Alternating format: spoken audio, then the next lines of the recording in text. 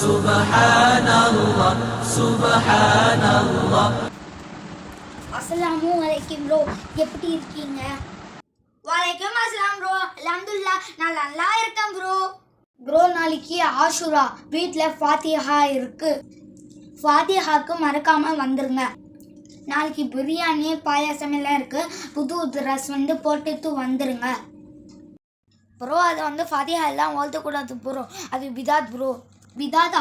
எதுக்குபா பிதாது? அதுவா ப்ரோ, நம்ம நபி ஸல்லல்லாஹு அலைஹி வஸல்லம் அவங்களும் சஹாபாக்களும் இப்படி பண்ணதில்லை, அதனால தான் அது பிதாத்.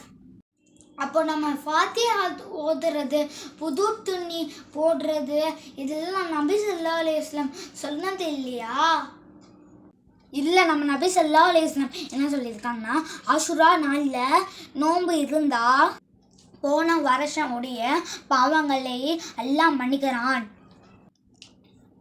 அதனால நம்ம நோன்பு வைக்கணும் ப்ரோ. யார் இஸ்லாத்தில் எல்லா கட்டையிலே இடாத ஒரு விஷயத்தை செய்கிறாங்களோ அது நிராகரிக்கப்படும். சரி, நான் மூட நம்பிக்கையமா இல்லாமல் நபி ஸல்லல்லாஹு அலைஹி வஸல்லம் சொன்னது மட்டும்தான் ஃபாலோ பண்ணுவேன்.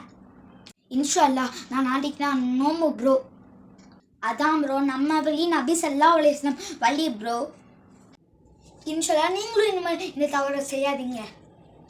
ஆனா அதே போன்றுதான் ஹுசைன் ரலியல்லாஹு அன்ஹுடைய மரணத்தையும் ஒரு சோகமான ஷகாதத்தாக பார்க்க வேண்டுமே தவிர அதை காரணம் காட்டி பித்அத்தை செய்வதற்கோ, அதை காரணம் காட்டி நம்முடைய உடம்புகளை அடிப்பதற்கோ, அல்லது அதை காரணம் காட்டி முஹர்ரம் 10 ஃபாத்திஹாக்களை ஓதுவதற்கோ மார்க்கம் அனுமதி தரவில்லை.